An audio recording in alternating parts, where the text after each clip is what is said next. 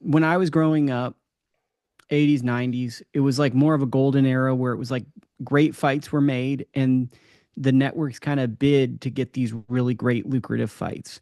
And then around when Roy Jones came, HBO signed him to an exclusive HBO deal, which gave him a little bit of wiggle room to kind of pick his opponents at times.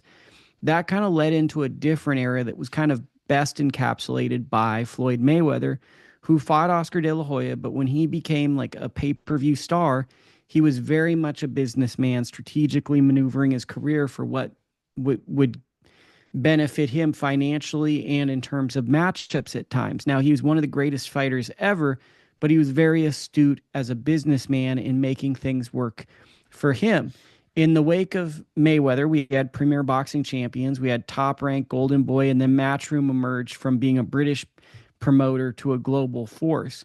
And then what we saw really at the end of the last decade was promoters align with networks. So now networks were seen as this network will carry this promoter's fights, which I think that has been troubling for boxing, right? Because I don't know how it is in MMA where if MMA companies have network deals, but now the networks don't, I assume, don't have as much of a voice in the matchmaking. Sometimes you now have a promoter that has a lot of say on making, I don't know, let's throw out an arbitrary number like 54 fights a year.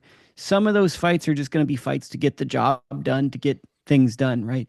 And when you do those, then you get yourself into these equations where we're getting away kind of from when I feel boxing was in its strongest. And this is where Turkey and Dana honestly could be very, very strong and good.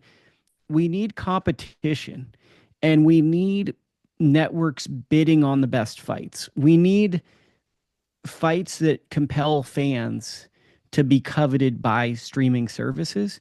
And in the last decade, it was kind of like it was more so, I feel like star driven. We'd get some great fights, but it was more high level A side, B side fights. And what I mean by that, and stop me if you want to talk because I'm just talking. No, no.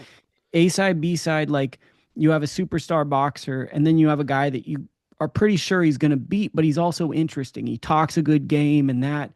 And we were getting a lot of matchups like that. And of course, occasions and good bouts. It was a different era, a more strategic era. And then after COVID, we've kind of turned into this new era where we're getting more of these undisputed fights, but it's been through Turkey and Riyadh season.